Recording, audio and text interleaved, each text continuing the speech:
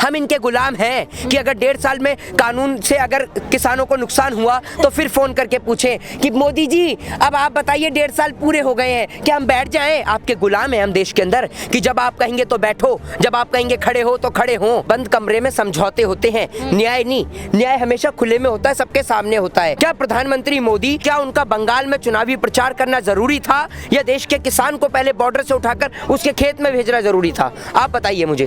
दाढ़ी बढ़ा लेने से क्या कोई अपने आप को रविंद्रनाथ टैगोर बन लेता है? मीडिया कह रही है कि मोदी जी की दाढ़ी से डरा पाकिस्तान, तो पूरे देश में सभी की दाढ़ी बढ़वा दो। सरहद पे जवान क्यों शहीद होता है? तो दाढ़ी से ही काम चल जाएगा ना, हथियारों की जरूरत क्या है? आज भी इतिहास के पन्नों को खंगाला जाए तो ये भाजपा के लोग पहले भी गद्दार थे और आज भी देश के गद्दार हैं। कौन पैदा करता है देश के अंदर आतंकवादी? आपको पता है? देश की सरकारें। जिसका बेटा पिता यहाँ पर किसान आंदोलन में शहीद हो गया, उसके बेटे से जाकर पूछेंगे उसके दिल के अंदर कितना दर्द भरा हुआ है? किसान इस देश की नींव है तो जवान इस देश की छत है, और हमें नींव और छत दोनों मजबूत चाहिए। जो आप कहते हैं ना आंदोलन जीवी, हम गर्व से कहते हैं और छाती ठोक के कहते हैं हम आंदोलन जीवी हैं।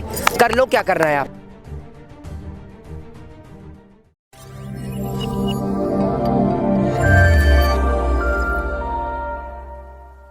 ਦਰਸ਼ਕੋ ਤੁਸੀਂ ਦੇਖ ਰਹੇ ਹੋ ਪੰਜਾਬ ਨਿਊਜ਼ ਤੇ ਮੈਂ ਹਰਜੀਤ ਕੌਰ ਲਗਾਤਾਰ ਕਿਸਾਨੀ ਅੰਦੋਲਨ ਦੀ ਪਲ-ਪਲ ਦੀ ਅਪਡੇਟ ਤੁਹਾਨੂੰ ਦੇ ਰਿਹਾ।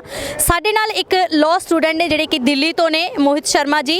ਗੱਲਬਾਤ ਕਰਾਂਗੇ ਕਿਉਂਕਿ ਲਗਾਤਾਰ ਹੁਣ ਸਰਕਾਰ ਕਹਿ ਰਹੀ ਹੈ ਕਿ ਇਹ ਜਿਹੜੇ 11 ਗੇਟ ਦੀ ਮੀਟਿੰਗ ਕੀਤੀ ਆਗੂਆਂ ਨੇ, ਅਜੇ ਵੀ ਕਿਹਾ ਜਾ ਰਿਹਾ ਕਿ ਬਿੱਲਾਂ ਦੇ ਵਿੱਚ ਕਾਲਾ ਕੀ ਆ। ਤੁਸੀਂ ਲਾਅ ਸਟੂਡੈਂਟ ਹੋ, ਵੱਧ ਜਾਣਕਾਰੀ ਰੱਖਦੇ ਹੋਗੇ ਬਿੱਲਾਂ ਬਾਰੇ। ਤੁਹਾਨੂੰ ਕੀ ਲੱਗਦਾ ਕਿ 11 ਗੇਟ ਦੀ ਮੀਟਿੰਗ ਕੀਤੀ ਹੈ ਕਿਸਾਨ ਜਥੇਬੰਦੀਆਂ ਨੇ, ਪਰ ਅਜੇ ਵੀ ਸੰਸਦ ਦੇ ਵਿੱਚ ਬੋਲਿਆ ਜਾਂਦਾ ਕਿ ਸਾਨੂੰ ਦੱਸ ਦਿੱਤਾ ਜਾਵੇ ਇਹ ਕਾਨੂੰਨਾਂ ਦੇ ਵਿੱਚ ਕਾਲਾ ਕੀ ਹੈ। वो 11 दौर की जो मीटिंग हुई ना, जिसे आपने कहा, वो सिर्फ एक टाइम पास था किसानों का, समझ रहे हैं आप? सरकार तो फ्री है ही है, सरकार तो संपत्ति बेच चुकी है सरकारी, तो ये टाइम पास था सिर्फ किसानों का।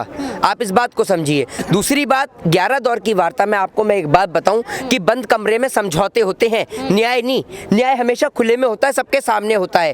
क्या प्रधानमंत्री मोदी जब देश का किसान सड़क पे बैठा हुआ है तो क्या उनका बंगाल में चुनावी प्रचार करना जरूरी था या देश के किसान को पहले बॉर्डर से उठाकर उसके खेत में भेजना जरूरी था? आप बताइए मुझे। जी बिल्कुल। पहले किसान की समस्या का समाधान निकालना था, उसके बाद देश में चुनाव जरूरी था। लेकिन किसान को छोड़ते हुए प्रधानमंत्री मोदी वहां दाढ़ी बढ़ाकर पहुंच जाते रविंद्रनाथ टैगोर बनने के लिए। दाढ़ी बढ़ा लेने से क्या कोई अपने आप को रविंद्रनाथ टैगोर बन लेता है? और मीडिया ने अपना स्तर इतना गिरा लिया है, मीडिया कह रही है कि मोदी जी की दाढ़ी से डरा पाकिस्तान। अगर दाढ़ी से पाकिस्तान डर रहा है तो पूरे देश में सभी की दाढ़ी बढ़वा दो। सरहद पे जवान क्यों शहीद होता है? दाढ़ी बढ़ा के 15-20 हजार लोग खड़े कर दो। अगर सबकी दाढ़ी बढ़ गई देश में, तो जब दाढ़ी से पाकिस्तान डर रहा है तो हम 2-4 देश पे कब्जा भी कर लेंगे। तो दाढ़ी से ही काम चल जाएगा ना, हथियारों की जरूरत क्या है? आप ये बताइए। तो ये इतनी भी चाटुकारिता आप देश के अंदर मत करिए। और आज देश का किसान सड़क पे बैठा हुआ है, लेकिन देश की सरकारें इनके ओर ध्यान केंद्रित करने के बजाय इन्हें खालिस्तानी, पाकिस्तानी और आतंकवादी बता रही हैं। आपको इनमें से कौन आतंकवादी नजर आता है? मैं उसकी आपको जांच करा के दिखाऊं। आपको यहाँ आतंकवादी नजर आ रहा है कोई? कितने दिन से आप रिपोर्टिंग कर रही हैं? ये ऐसे आतंकवादी है कि यहाँ पे लंगर लगा रहे हैं ना। दिन से यहाँ पर हैं? हम ग्राउंड जीरो से जब ये आंदोलन शुरू हुआ तभी कर। तो आपको किसी तरीके की कोई दिक्कत परेशानी हुई यहाँ पर? आपने कोई खबर सुनी कि यहाँ पर सिंधु बॉर्डर पर जितने भी किसान बैठे हैं, आंदोलनकारी बैठे हैं, किसी के घर में जाकर लूटपाट मचाई हो, उपद्रव मचाया हो? तो भैया ये खालिस्तानी कहाँ से हो गए? आतंकवादी कहाँ से हो गए? और आतंकवादी तो भारतीय जनता पार्टी के लोग हैं। परजीवी बोला जा रहा है, जीवी बोला जा रहा है, क्योंकि हर वक्त ये कोई ना कोई बयान ऐसा डाल देते जो किसानों को नुकसान पहुंचाने के लिए, हित में उनके नहीं होता है ना। वैसे ही देखिए, जिसके माँ बाप ने जिसको जैसे संस्कार दिए हैं ना, वो वैसा ही बोलेगा, समझ रहे हैं? जिसको अच्छा बोलना आता है वो अच्छा बोलता है।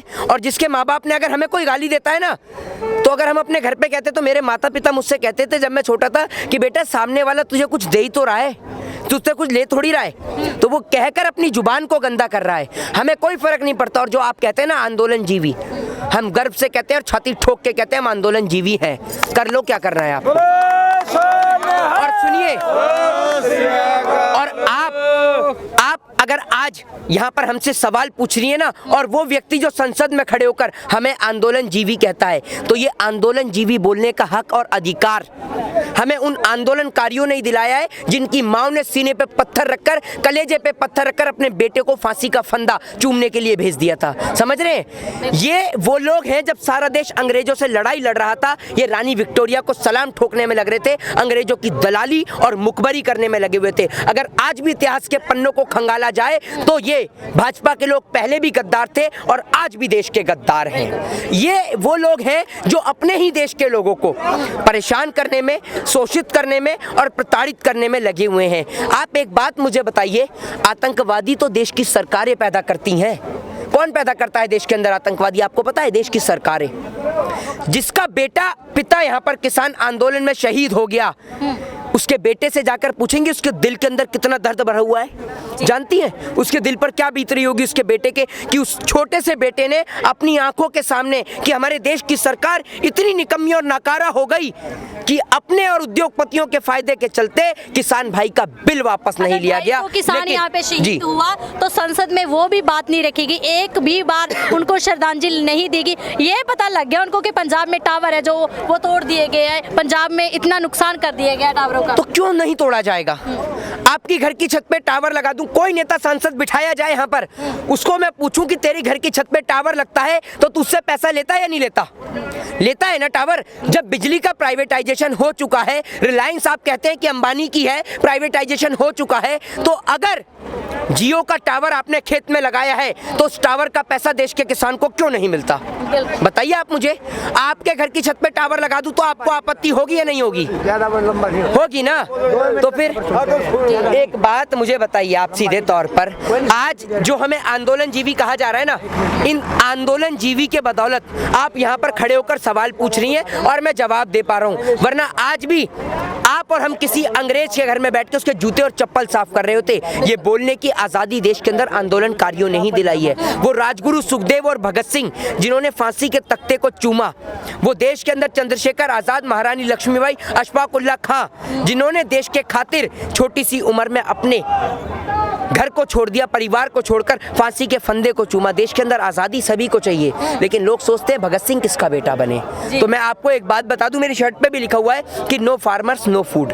अगर देश में किसान नहीं रहेगा तो निश्चित तौर पर देश के अंदर अनाज नहीं रहेगा। बिना किसी बाढ़ के, बिना किसी सुनामी के और बिना किसी प्राकृतिक आपदा के देश में भुखमरी छा जाएगी, देश भूख से ग्रस्त हो जाएगा। तो देश के किसान को सम्मान दीजिए, किसान का सम्मान करिए, क्योंकि अगर किसान इस देश की नींव है तो जवान इस देश की छत है, और हमें नींव और छत दोनों मजबूत चाहिए। ना हमें सरहद पे जवान की शहादत चाहिए और ना खेत में किसान की आत्महत्या चाहिए। हमें दोनों पे लगाम और पाबंदी चाहिए। भैया एक बात आपसे पूछना चाहते हैं कि आप लगातार देख रहे हो कि किसानी आंदोलन चल रहा है, लेकिन अब भी ये जे नरेंद्र तोमर जी कृषि मंत्री है, वो भी कह रहे हैं कि अगर बात करनी है तो जो हमने आपको प्रस्ताव दिया 1.5 साल का होल्ड कर लीजिए। कह रहे हैं कि भीड़ इकट्ठी करने से ये बिल रद्द नहीं होगी, आखिर गल तो टेबल टॉक तो ही होनी है। एक बात आप मुझे बताइए, नरेंद्र तोमर जी 1.5 साल के आप ही नेतागिरी जानते हैं और कोई देश के अंदर नेतागिरी नहीं जानता?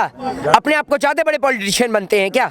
हम भी जानते हैं पॉलिटिक्स आपकी। 1.5 साल के अंदर उत्तर प्रदेश का चुनाव लड़ना चाहते हैं, बंगाल का चुनाव लड़ना चाहते थे और दिल्ली का आने वाला चुनाव लड़ना चाहते हैं।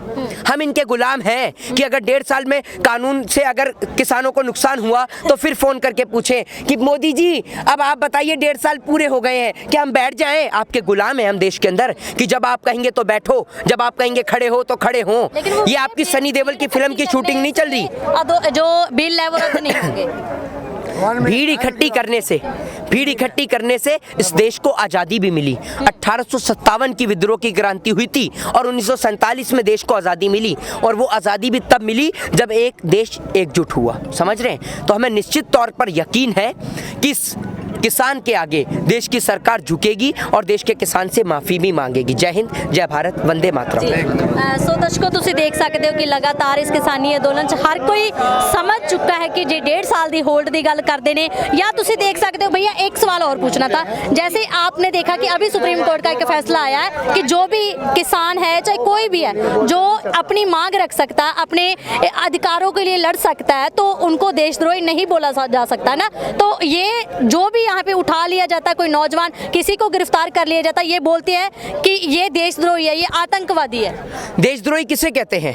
अगर आप आईपीसी को रीड करें 121 राजद्रोह और 124 देशद्रोह किसके लिए लगाया जाता है? आप लैखिक रूप से या मौखिक रूप से अगर किसी की भावना को आघात पहुंचाते हैं तभी तो देशद्रोह हुआ, या फिर आप सरकार के खिलाफ कोई ऐसा कदम उठाते हैं जिससे देशद्रोह हो साबित।